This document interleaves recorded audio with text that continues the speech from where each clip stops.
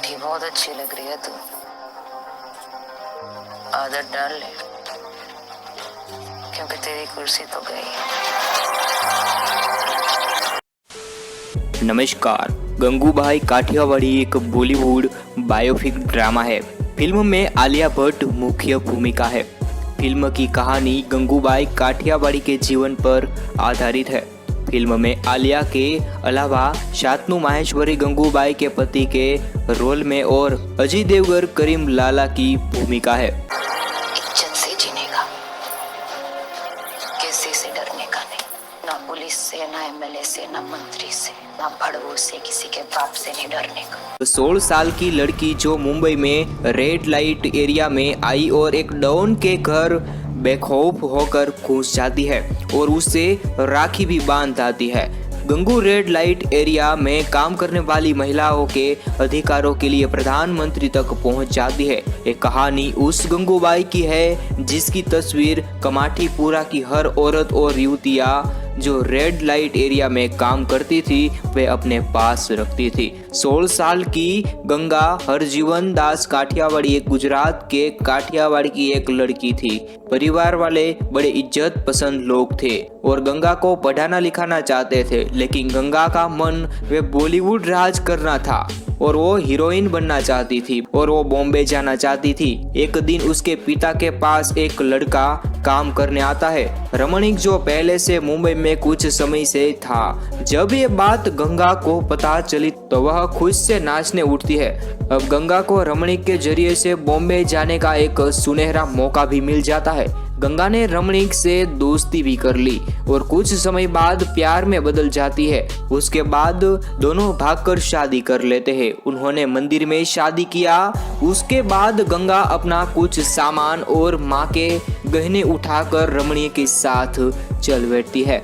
ये दोनों मुंबई पहुंचते हैं। कुछ दिन के साथ गुजरात के बाद रमणीक ने गंगा से कहा, जब तक मैं हमारे रहने की जगह नहीं ढूंढ लेता तुम मेरी मौसी के पास रहना। गंगा रमणीक की बात मानकर मौसी के साथ टैक्सी में बैठकर चली गई, लेकिन गंगा ये नहीं जानती थी कि उसके पति गंगा को 1000 रुपये में बेच दिया है। मौसी गंगा को कमाठीपुरा में कर पहुंचती है, जो बॉम्बे का मशहूर रेड लाइट एरिया था। गंगा को बेच देते हैं। गंगा को ये सब कुछ पता चलता है तो गंगा बहुत चीखी चिल्लाई रोई, लेकिन आखिरी में गंगा ने समझौता भी कर लिया था, क्योंकि उसे पता था कि जब वह काठियावाड़ वापस नहीं आ जाती, क्योंकि उसके घर वाले उसे नहीं अपनाएंगे, उसको डर था और सब कुछ वो समझ गई थी। गंगा के विरोध छोड़ दिया था और वो वेश्यालय में रहना शुरू कर दिया था। गंगा हरजीवन दास काठियावाड़ी अब गंगू बन चुकी थी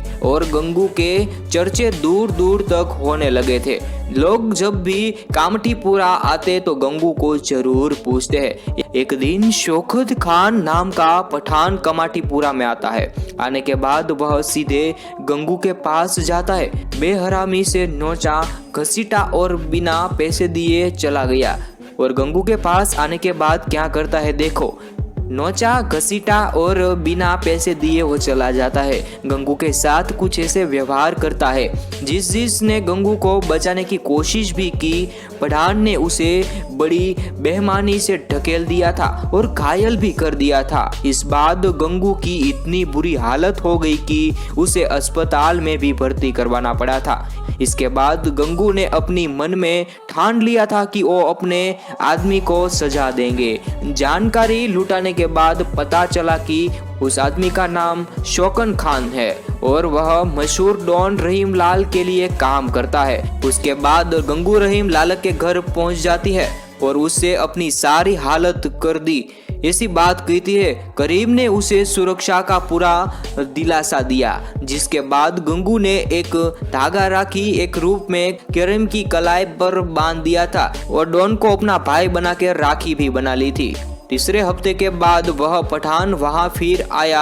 इस बार खबरी रहीमलाल को अपने साथ ले आया था, जिसके बाद रहीम ने शौकत को इतना मारा कि वो अधमरा हो गया था और करीम ने सबको चेतावनी भी दी थी, गंगू मेरी राखी बहन है, इसलिए इसको कोई हाथ भी नहीं लगाना, इसलिए हाथ लगाया तो मैं उसे छोड़ूंगा नहीं, ऐसा डॉन कहता है। इसके बाद कमाठीपुरा में गंगू की धाक जम गई है और वह जिस घर में रहती है वहाँ घर वाले का चुनाव हुआ था।